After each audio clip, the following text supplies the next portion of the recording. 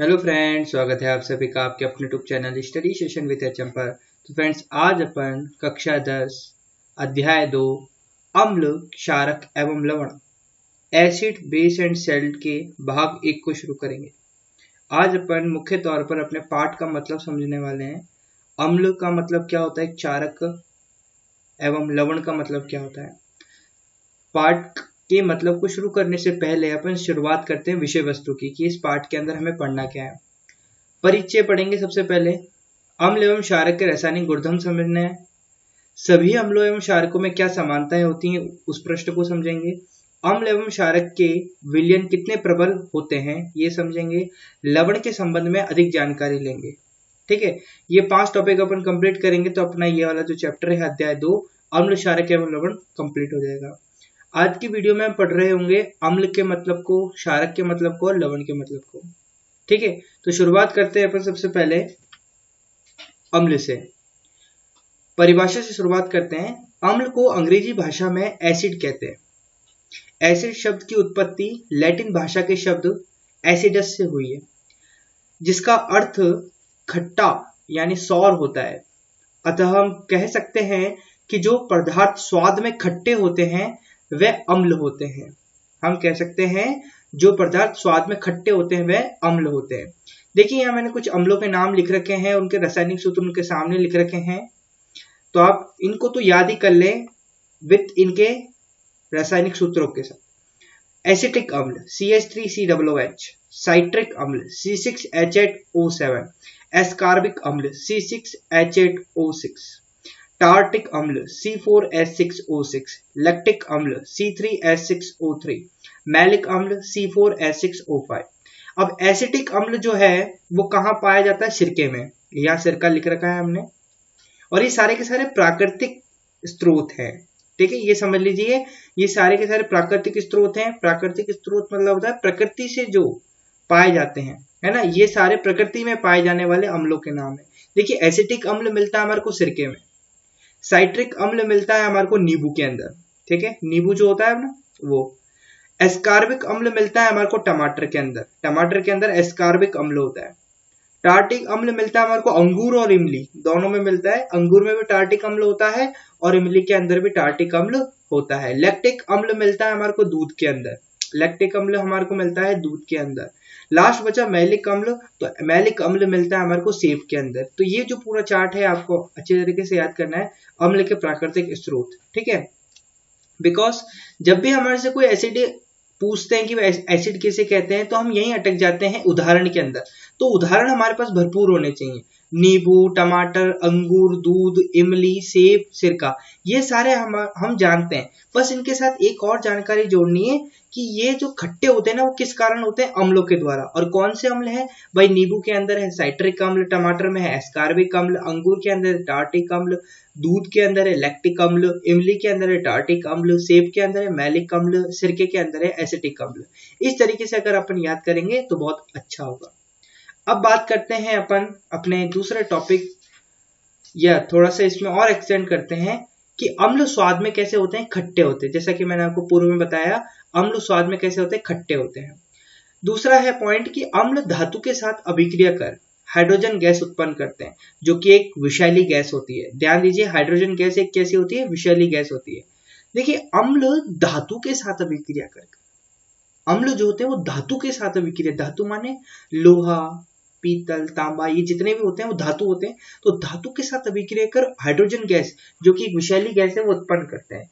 इसलिए हमारे जो दादी माँ, ये सारे के सारे जो अचार डालती हैं, है ना, अचार क्या होता है, अचार के अंदर अम्ल होता है, एसिड होता है। इसलिए अचार को कभी भी धातु के बर्तन में नहीं रखा जाता, बिकॉज क्योंकि अगर अचार को धातु के किसी भी पात्र के अंदर रखा जाता है तो वो पात्र की धातु से अभिक्रिया करके अम्ल क्या कर लेगा, एक विषैला पदार्थ बना देगा, जो कि हमारी सेहत के लिए, हमारे स्वास्थ्य के लिए हानिकारक होगा। इसलिए जो हमारे बड़े बुजुर्ग होते हैं वो क्या करते हैं, अम्ल वाली जितनी भी चीजें होती हैं, अम्ल वाली जितनी भी चीजें होती हैं उनको अधातु पात्रों के अंदर रखते हैं। ठीक है, जैसे प्लास्टिक हो गया, मिट्टी के हो गए बर्तन, बर्नी हो गई, ये सारी चीजों में। ठीक है, शायद आप विजुलाइज कर पा रहे होंगे इस चीज को। अब आ रहा है अम्ल नीले लिटमस पत्र को लाल लिटमस पत्र में परिवर्तित कर देते हैं। सबसे महत्वपूर्ण गुण यही होता है अम्ल का कि भाई अम्ल जो होते हैं वो नीले लिटमस पत्र को किस में कन्वर्ट कर देते हैं, लाल लिटमस पत्र में। अब देखिए बच्चे रट लेते हैं कि लिटमस पत्र नीले लिटमस पत्र को लाल लिटमस पत्र में परिवर्तित कर देते हैं, लेकिन जब बच्चों से एक सवाल पूछ लिया जाता है कि भाई लिटमस पत्र किसे कहते हैं, तब बच्चों की थोड़ी सी हवा टाइट हो जाती है।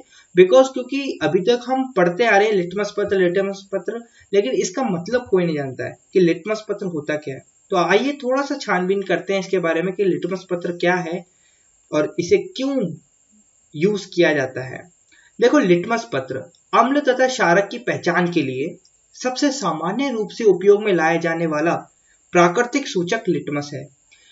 क्या है लिटमस पत्र? सबसे पहले तो क्या है, एक सूचक है। क्या है? सूचक। सूचक मतलब बताने वाला, सूचक मतलब बताने वाला। और ये सूचक है कैसा? प्राकृतिक है। ये सूचक है कैसा? प्राकृतिक है, यानी प्रकृति में ये उपलब्ध होता है, प्रकृति से हमें ये मिलता है, ठीक है। और सामान्य रूप से उपयोग में लिया जाता है, यानी अगर आपको पहचानना है कि दो पदार्थ आपके सामने रखे हुए हैं, कौन सा अम्ल है और कौन सा क्षार है, तो आप कैसे पहचानेंगे? तो आप एक प्राकृतिक सूचक लिटमस का उपयोग कर आप इसको पहचान सकते हैं। देखिए लिटमस हमारे को मिलता कहां से है, उसकी थोड़ी सी जानकारी ले लेते हैं। तो लिटमस को थैलोफाइटा समूह के लाइकेन, यानी इसको हिंदी में बोलते हैं शैवाल पौधे से प्राप्त किया जाता है। लिटमस को थैलोफाइटा समूह के, ये थैलोफाइटा क्या होता है? ये थैलोफाइटा होता है पौधों का एक समूह होता है। पादप जो होते हैं ना, पादपों को बहुत सारे समूह के अंदर बांटा जाता है उनके गुणों के आधार पर, कि भाई ये गुण वाले थैलोफाइटा आ गए, भाई ये गुण वाले कुछ अन्य आ गए, भाई ये गुण वाले भाई फलाना वाले आ गए समूह। तो थैलोफाइटा समूह के जो पादप होते हैं, जिनमें से एक ले लिया अपन ने लाइकेन, इसको हिंदी में कहते हैं शैवाल पौधा। तो ये जो शैवाल पौधा होता है थैलोफाइटा समूह के लाइकेन यानी शैवाल पौधे से प्राप्त होता है लिटमस, है ना। थैलोफाइटा समूह है भाई, उसके अंदर हमारे पास लाइकेन होता है, लाइकेन पौधा होता है, उससे हमारे को क्या मिलता है? लिटमस मिलता है, ठीक है। अभी जो लिटमस होता है ना, विलयन, लिटमस विलयन जो होता है ना, इसका जो लिटमस मिला हमारे को, इसका जो विलयन होता है उदासीन अवस्था में बैगनी रंग का होता है। उदासीन अवस्था में मतलब ना तो अम्लीय है ना क्षारीय, ना तो अभी हमने अम्लीय रखा है ना क्षारीय रखा है। तो अगर प्योर लिटमस विलयन हमारे को दिखता है तो वो किस रंग का दिखता है भाई? उदासीन रंग का दिखता है। किस रंग का दिखता है? उदासीन रंग का दिखता है। अच्छा, एक सवाल उठ रहा होगा आपके कि बस पूरी प्रकृति में ये एक लिटमस ही है क्या जो अम्ल और क्षार की पहचान करता है? क्या ये एक ही सूचक है? तो ऐसी बात कहना गलत होगी। अन्य प्राकृतिक सूचक भी हैं, जैसे लाल पत्ता गोभी, हल्दी, हाइड्रेंजिया, पेटूनिया एवं जेरानियम। ये सारे के सारे अन्य प्राकृतिक सूचक हैं जिनका उपयोग अगर हमारे पास लिटमस पत्र नहीं है तो हम लाल पत्ता गोभी, हल्दी, हाइड्रेंजिया, पेटूनिया एवं जेरानियम जैसे अन्य प्राकृतिक स्रोतों या अन्य प्राकृतिक सूचकों का भी इस्तेमाल कर सकते हैं। अच्छा, आप बोलेंगे क्या हम प्रकृति पर ही निर्भर हैं क्या अभी तक इतनी विज्ञान डेवलप्ड हो गया है तो हमारे पास कृत्रिम सूचक नहीं है क्या? तो आप बोलेंगे हाँ है ना कृत्रिम सूचक, ये कृत्रिम सूचक हैं। जैसे कृत्रिम सूचक में आते हैं कि भाई फेनोल फिथैलिन तथा मेथिल ऑरेंज, ये दोनों के दोनों एक कृत्रिम सूचक हैं। तो आपसे पूछा जा सकता है अम्ल तथा क्षार की पहचान करने के लिए कृत्रिम सूचकों के नाम लिखिए। तो कृत्रिम सूचक आपके फेनोल फिथैलिन तथा मेथिल ऑरेंज, ये दोनों के दोनों कृत्रिम सूचक हैं। तो आपको ये ध्यान रखना है, एग्जाम में कभी कभी 1 नंबर का प्रश्न आपसे पूछ लिया जाता है, क्योंकि इतनी छोटी बातों को गौर नहीं किया जाता है, क्या कर देते हैं, नेग्लेक्ट कर देते हैं। लेकिन अपन यहाँ पर छोटे से छोटे बिंदुओं पर चर्चा करेंगे, उसको ब्रॉडली सेंस में समझेंगे, ठीक है ना। तो लिटमस, आपको ये पूरा जो बॉक्स बना रखा है ये अपने नोटबुक में नोट करना है, ठीक है। यहां तक अपन बात आपको समझ में आई है, तो अब अपन आगे बढ़ते हैं। अम्ल की बात अगर आपको समझ में आ गई है, अम्ल का टॉपिक कंप्लीट होता है। अब अपने चैप्टर में दूसरा नाम था क्षारक। क्षारक, क्षारक को इंग्लिश में कहते हैं बेस, ठीक है। तो इसकी परिभाषा समझ लीजिए एक बार। ऐसे पदार्थ जिनका स्वाद कड़वा होता है, ध्यान से समझिए, ऐसे पदार्थ जिनका स्वाद कड़वा होता है और जो स्पर्श करने पर साबुन जैसे लगते हैं, क्षारक कहलाते हैं। जैसे यहाँ पर मैंने एक सारणी बना रखी है, तो यहाँ पर देखिए विभिन्न पदार्थों में उपस्थित क्षारकों की सूची।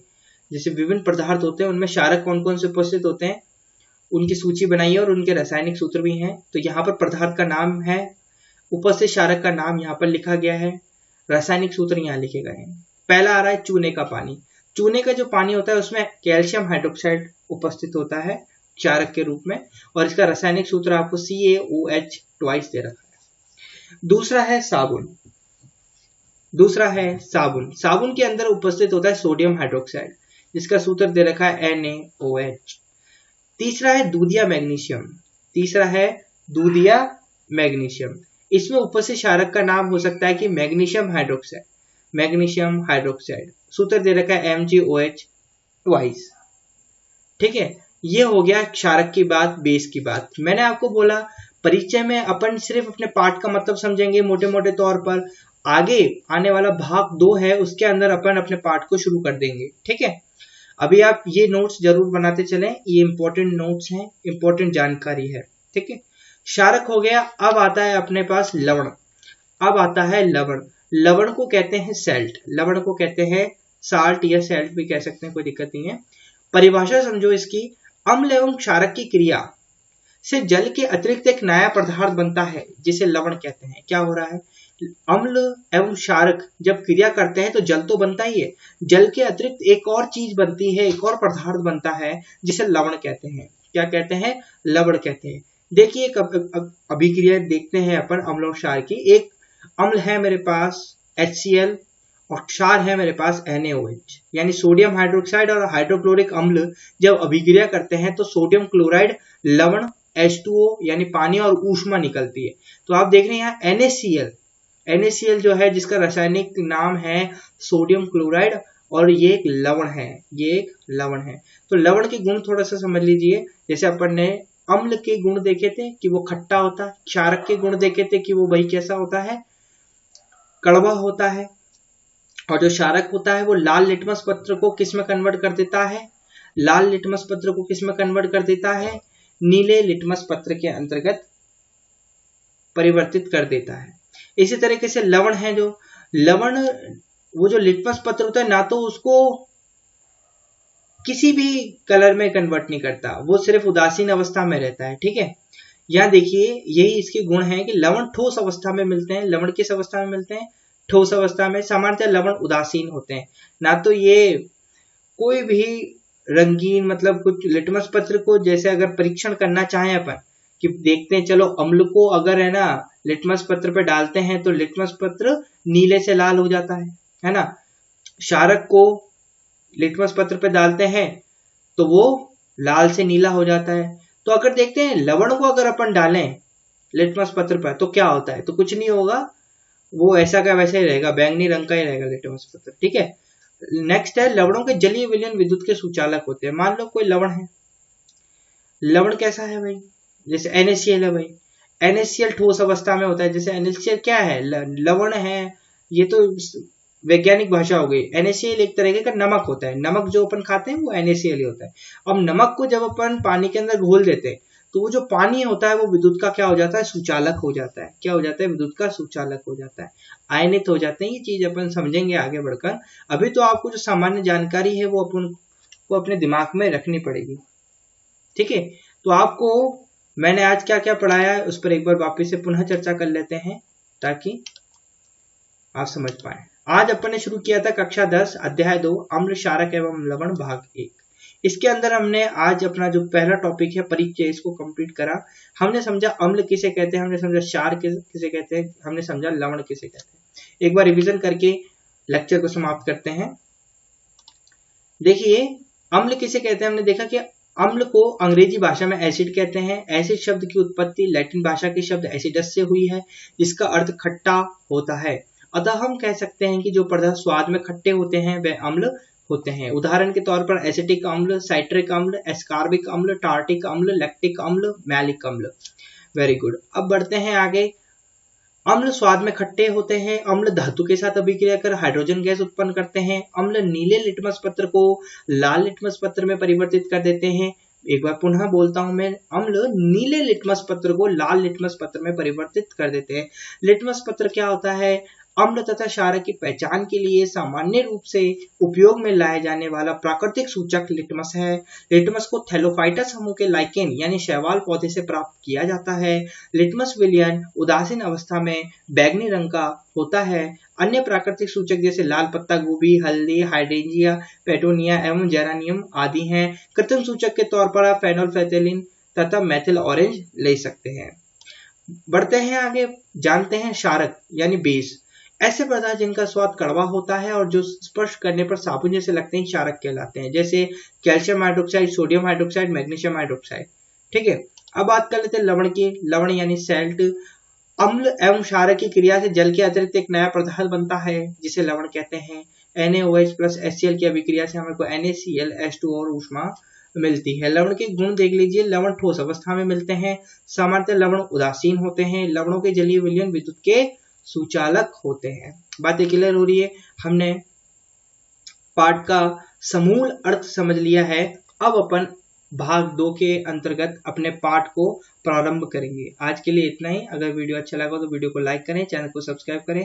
किसी प्रकार की त्रुटि है तो उसके लिए क्षमा करें, और किसी प्रकार का संदेह है तो उसको टिप्पणी बॉक्स के अंतर्गत यानी कमेंट बॉक्स के अंदर मेंशन करें। आज के लिए इतना ही। धन्यवाद। God bless you.